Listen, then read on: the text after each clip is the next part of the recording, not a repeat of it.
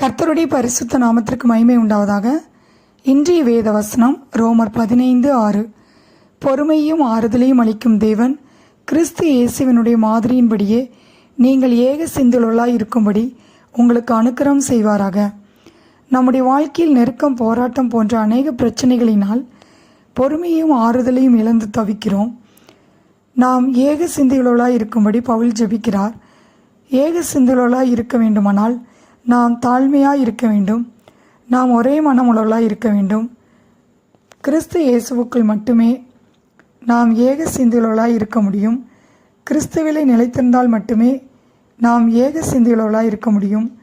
நாம் ஒரே மனமாய் ஒற்றுமையாக இருக்க நாம் கர்த்தராகி இயேசு கிறிஸ்துவுக்குள் நிலைத்திருக்க வேண்டும். பிலிப்பியர் 2:2 வாசிக்கிறோம், நீங்கள் ஏக சிந்தையும் ஏக அன்பும் உள்ளவர்களாய் இருந்து இசைந்த ஆத்துமாக்களாய் ஒன்றையே சிந்தித்து என்று வேதத்திலே வாசிக்கிறோம். நாம் ஒருவரையொருவர் தங்களிலும் மேன்மையானவர்களாக எண்ண வேண்டும். நம்முடைய காரியங்களை மட்டுமே நோக்காமல் பிறனுக்கானவைகளையும் நோக்கி பார்க்க வேண்டும். நாம் ஏக சிந்தையாய் இருக்க ஏக அன்புள்ளவர்களாய் இருக்க வேண்டும். ரோமர் 15:4 வாசிக்கிறோம், தேவ வசனத்தினால் நமக்கு பொறுமையும் ஆறுதலும் உண்டாகிறது. கர்த்தருக்காக நாம் பொறுமையுடன் காத்திருக்கும் போது அவர் நம் கூப்பிடுதலை கேட்பார்.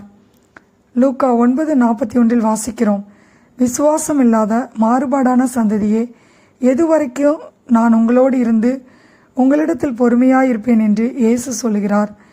தேவ வசனத்தினால் உண்டாகும் பொறுமையினாலும் ஆறுதலினாலும் நாம் நம்பிக்கையுள்ளவர்களாகும்படிக்கு என்று வேதத்திலே வாசிக்கிறோம். விசுவாசம் தேவனுடைய வசனத்தை கேட்பதினால் வருகிறது. தேவ வசனம் நம்மை பொறுமைக்கும் ஆறுதலுக்கும் நேராக நடத்துகிறது. சில ஜெபங்களுக்கு உடனே பதிலை பெற்றுக்கொள்கிறோம். சில ஜெபங்களுக்கு பதில் வர தாமதமாகிறது. நாம் பொறுமையாய் இருக்கும்போது நம் ஆத்துமாவை காத்துக்கொள்ள முடியும். தாவீது ஆத்துமாவிலே கலங்கின போது தேவனை நோக்கி பொறுமையாய் காத்திருந்தார், ரட்சிப்பை பெற்றுக்கொண்டார். நாம் திடனற்று ஆறுதல் இல்லாத சூழ்நிலைகளில் அவருடைய வசனம் நமக்கு ஆறுதலை தருகிறது.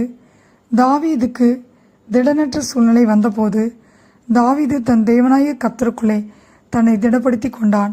ஆம் பிரியமானவர்களே, நம்முடைய வாழ்க்கையிலே நாம் திடனற்று போகாமல் இருக்க கர்த்தருடைய வசனம் நமக்கு ஆறுதலை தருகிறது. தாவீது தன்னை திடப்படுத்தி கொண்டு ஒன்றும் குறைபடாமல் எல்லாவற்றையும் திருப்பிக் கொண்டான். நம்முடைய வாழ்க்கையில் நாம் நெருக்கப்படும் போது நாம் திடனற்று போகிறோம், ஆறுதல் இல்லாமல் போகிறோம். நம்மை கர்த்தருக்குள் திடப்படுத்தி கொள்ளும்போது ஒன்றும் குறைபடாமல் எல்லாவற்றையும் திருப்பிக் கொள்ள செய்வார். நாம் பொறுமையாக ஆறுதலாக ஏக சிந்தையுள்ளவர்களாக இருக்க அன்புக்கும் சமாதானத்துக்கும் காரணராகிய தேவன் நம்மோடு இருக்கிறார். ரோமர் 15:6 வாசிக்கிறோம், பொறுமையும் ஆறுதலையும் அளிக்கும் தேவன் கிறிஸ்து இயேசுவினுடைய மாதிரியின்படியே நீங்கள் ஏக சிந்தையுள்ளவர்களாய் இருக்கும்படி உங்களுக்கு அனுக்கிரகம் செய்வாராக.